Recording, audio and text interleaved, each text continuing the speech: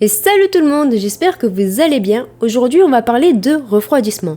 Oui, parce que les composants de votre PC, quand ils vont être sollicités, ils vont chauffer. Et il faut bien les refroidir parce que sinon ils risquent d'être endommagés. Et pour ça il y aura 3 types de refroidissement. On aura les ventirad, les IO et les water cooling custom. Allez, j'en dis pas plus, c'est parti!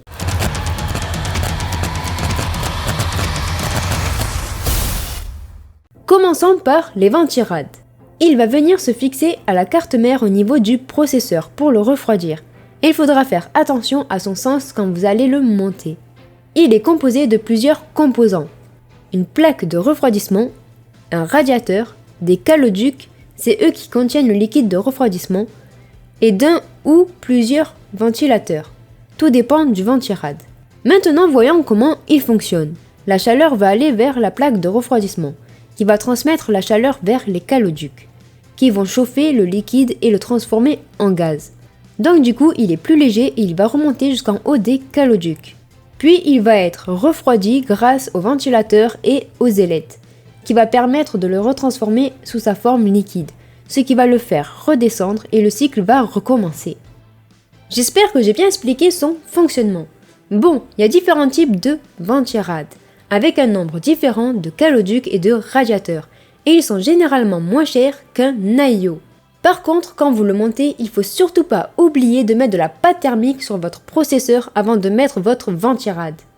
Voilà pour les ventirad. Maintenant passons aux IO, qui est l'acronyme pour All-in-One. Ils sont généralement plus efficaces qu'un ventirad, enfin, si c'est un bon IO, car il y a de très bons ventirad qui sont mieux que certains IO. Alors, il permet aussi de refroidir les composants de votre PC. Il se fixe seulement au processeur. Il contient aussi plusieurs composants. Une pompe, un radiateur et un water block relié à des tuyaux scellés. Il va fonctionner comme un water cooling custom, mais en moins efficace. Donc du coup, comment il fonctionne? Le liquide de refroidissement va être réchauffé et va passer par un tuyau, puis par le radiateur où elle va être refroidie, pour repartir ensuite vers le water block par l'autre tuyau et le circuit recommence. Je n'ai pas précisé, mais quand je parle de liquide de refroidissement, c'est un liquide de refroidissement spécialement fait pour les water cooling. Faut pas prendre n'importe lequel. Bon, si vous décidez de prendre un IO, il faudra faire attention à ce qu'il rentre dans votre boîtier, car il y a plusieurs dimensions différentes. On aura les 120 avec un ventilateur de 120 mm, les 140 avec un ventilateur de 140 mm, les 240 avec deux ventilateurs de 120 mm, les 280 avec deux ventilateurs de 140 mm, et les plus grands, les 360, avec trois ventilateurs de 120 mm. Voilà pour les IO. Maintenant passons aux plus coûteux et aux plus efficaces, le water cooling custom. Comme son nom l'indique, c'est un custom qu'il faudra donc monter soi-même, et pour cela il faudra acheter les différents composants. Un water block constitué de 3 parties. La backplate, une partie centrale en contact avec le processeur, qui est constituée d'ailettes, qui permet au fluide d'entrer pour refroidir le composant et de sortir pour être refroidi par la suite. D'une pompe qui permet de faire circuler le liquide à travers le circuit. Il en existe deux grands types. Le laying DDC, qui sera utilisé pour des tuyaux de plus faible diamètre, dans lesquels la pression permettra de forcer l'eau à passer. Ce sont des montages appelés HPDC, haute perte de charge. Le laying D5, qui possède moins de pression que le DDC, mais il aura un grand débit. Il sera pour des tuyaux de gros diamètre, qui permet d'avoir un bon débit. Ce montage s'appelle LPDC, faible perte de charge. Puis il faudra un réservoir. C'est optionnel, mais sans lui, la gestion des bulles d'air sera difficile.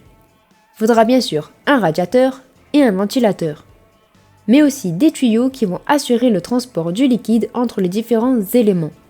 Il y en a des solides ou des rigides, ainsi que de différentes qualités et de tailles. Il faut faire attention au diamètre et au rayon de courbure. Le diamètre est de type XY, avec X le diamètre intérieur du tuyau en millimètres et Y le diamètre extérieur. Il faudra bien sûr aussi penser au raccord, qui vont permettre l'étanchéité entre les tuyaux et les éléments du water cooling. Il y en a plusieurs types.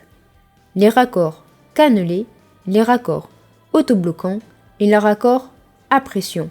Puis bien sûr le liquide de refroidissement, qui va permettre de refroidir les composants en restituant la chaleur vers les radiateurs, en allant dans le circuit. Il vaut mieux prendre un liquide avec déjà tout le contenu à l'intérieur, comme les anticorrosifs, appropriés. Maintenant voyons comment fonctionne un water cooling custom. Le réservoir contenant le liquide de refroidissement est fixé aux composants à refroidir. Le liquide froid est envoyé dans le water block par une pompe qui permet au liquide de circuler. Quand ce liquide arrive au composant, il va se réchauffer, puis il va partir vers le radiateur qui va évacuer la chaleur qu'il reçoit. Ce radiateur a des ventilateurs pour évacuer la chaleur et refroidir le liquide, qui va ensuite retourner dans la pompe, et le circuit va recommencer. Par contre, pendant le montage, il faut faire très attention à ce qu'il n'y ait pas de fuite, parce que sinon ça va endommager vos composants. Voilà pour le refroidissement, j'espère que vous avez appris comment il fonctionne. Si la vidéo vous a plu, n'oubliez pas de me mettre un pouce bleu, de vous abonner si ce n'est pas déjà fait, et nous on se retrouve soit dans une autre vidéo, soit sur Twitch. Bye!